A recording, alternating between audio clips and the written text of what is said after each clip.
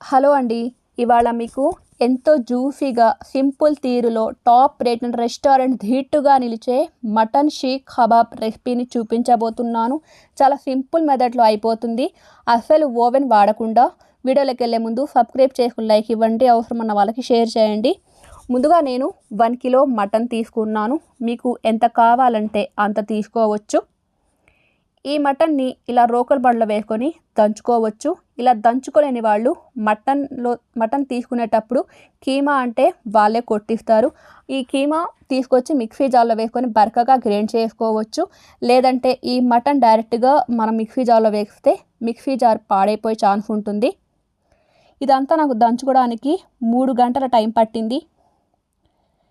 ఇందులో 2 table spoon అంత కారం, చిన్న చిన్న ముక్కలుగా కట్ చేసుకున్న 4-5 పచ్చిమిర్చి, 2 టేబుల్ స్పూన్ అంత ధనియా పౌడర్, తగినంత సాల్ట్, 2 టేబుల్ స్పూన్ అంత ఫ్రెష్గా అల్లం వెల్లుల్లి పేస్ట్ వేసుకోవాలి. ఫ్రెష్గా వేసుకోవడం వల్ల మంచి ఫ్లేవర్ ఉంటుంది.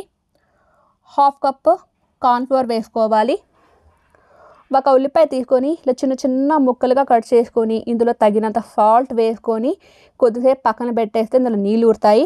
ఇదంతా బాగా పిండేసుకొని ఈ పిప్పి వేసుకోవాలి. మనం డైరెక్ట్గా వేసేస్తే షీక్ కబాబ్ సరిగా నిలవదు, జారైపోతుంది.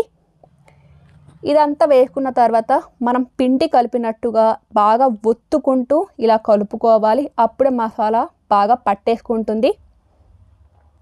ఇలా అంతా కలుపుకున్న తర్వాత మూత పెట్టేసి ఒక 20 నిమిషాలు రెస్ట్ ఇవ్వాలి. 20 నిమిషాల తర్వాత ఖచ్చితంగా 2 చేతులు తడుముకోవాలి, లేదంటే చేతికంతా బాగా అంటేసుకుంటుంది.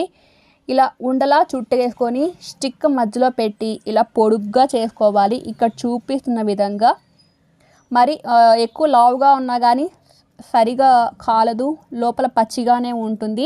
పల్చాగా ఇక్కడ చూపిస్తున్న విధంగా ఇలా చేసుకొని లోపల ఉండే స్టిక్ తీసేయాలి. క్రాక్ ఏమీ లేకుండా చూసుకోవాలి. స్టవ్ ఆన్ చేసుకొని పెనం మీద తగినంత ఆయిల్ వేసుకొని నెమ్మదిగా ఒక్కొక్కటిగా వదులుకోవాలి. ఇది వేసుకున్న వెంటనే కదిలించకూడదు. కొద్దిసేపు వదిలేస్తే దాని అంతటికి అవి బిగుసుకుంటాయి. మంట లో ఫ్లేమ్లో పెట్టుకోవాలి. ఏమాత్రం హై ఫ్లేమ్లో పెట్టుకున్నా కానీ పైన వేగిపోయి లోపల పచ్చిగానే ఉంటాయి.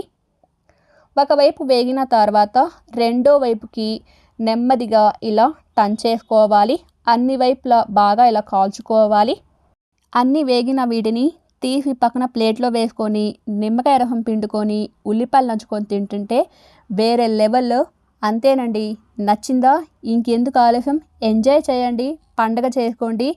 వర్షం పడుతున్నప్పుడు ఇలా వేడివేడిగా తింటుంటే మంచి మజా వస్తుంది. తప్పకుండా మీరు కూడా ట్రై చేయండి. సబ్స్క్రైబ్ చేసుకుని లైక్ ఇవ్వండి. అవసరమైన వాళ్ళకి షేర్ చేయండి. మీకు ఎలా వచ్చిందో ట్రై చేసి కామెంట్ కూడా చేయండి. Thank you.